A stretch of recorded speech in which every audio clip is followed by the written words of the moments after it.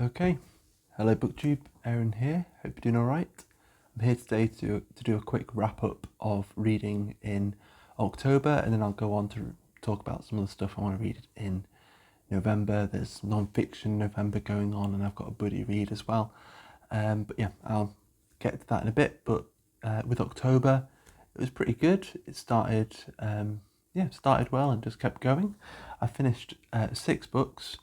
Or finished 6 books so far, since it's still October as I'm filming this, and I'm feeling pretty good about it. So let's jump in. So the first book here I've got is Jude the Obscure by Thomas Hardy. I did a quick review of this, which I think is up by now, so I'll try to link that in the description.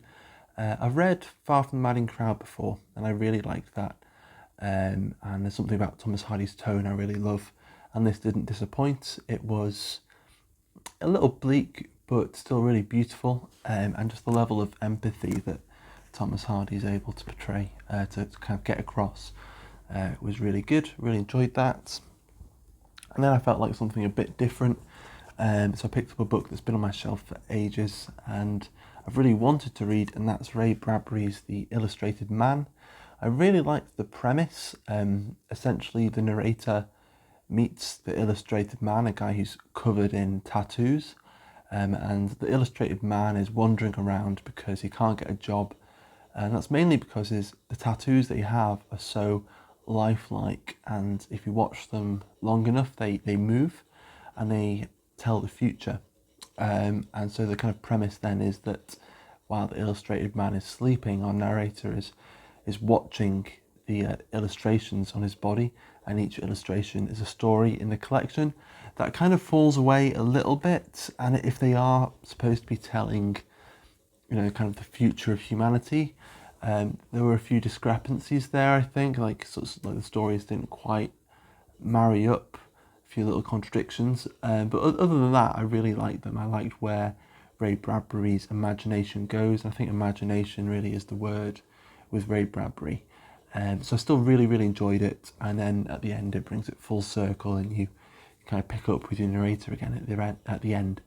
So yeah, I really liked it. It didn't exactly blow me away, but it did what I wanted it to do, and I was really happy with that. The next up, I don't actually have the book to show you because I borrowed it, and I've since given it back, and that's The Heart is a Lonely Hunter by Carson McCullers.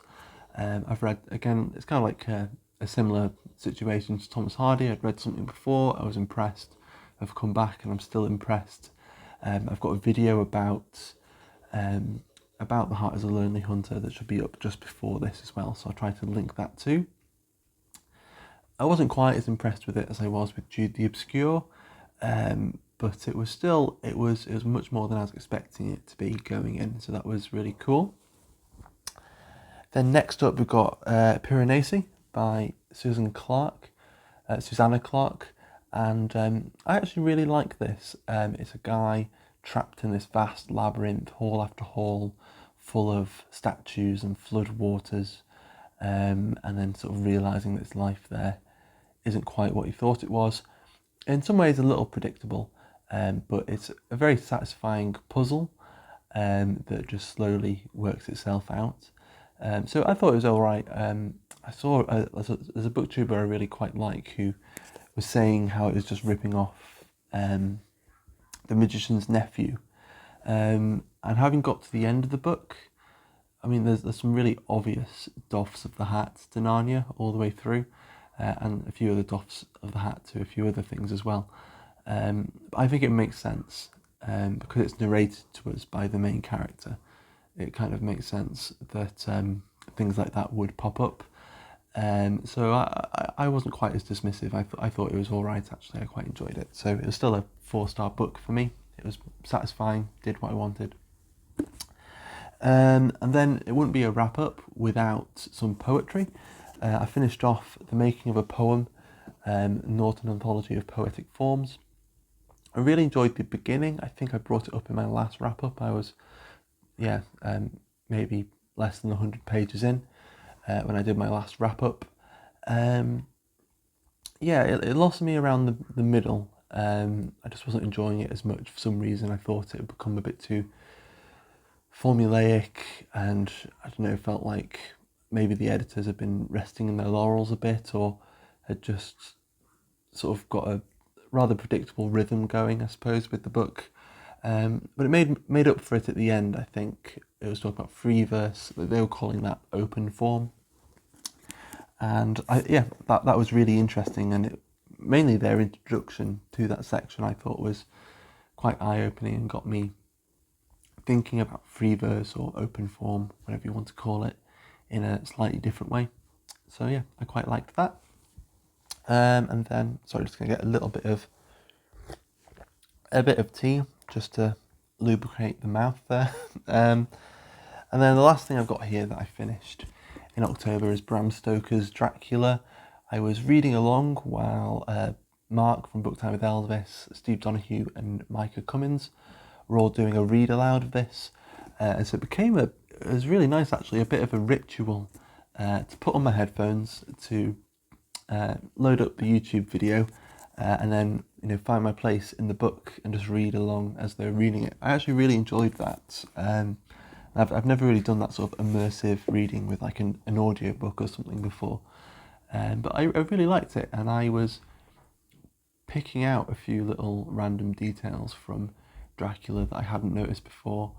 And Steve was being really nitpicky about a few things. He was doing his best not to go off on tangents and rants about stuff, but I think that there are a few things I noticed as well, like particularly when the dialect comes in. There's so much dialect in Dracula, and the whole thing is supposed to be the diary entries of these people. And I was just thinking, if I was writing a diary of everything I'd done that day, I would just say what the person said and not bother to put it into their exact dialect. It doesn't really make sense the more you think about it.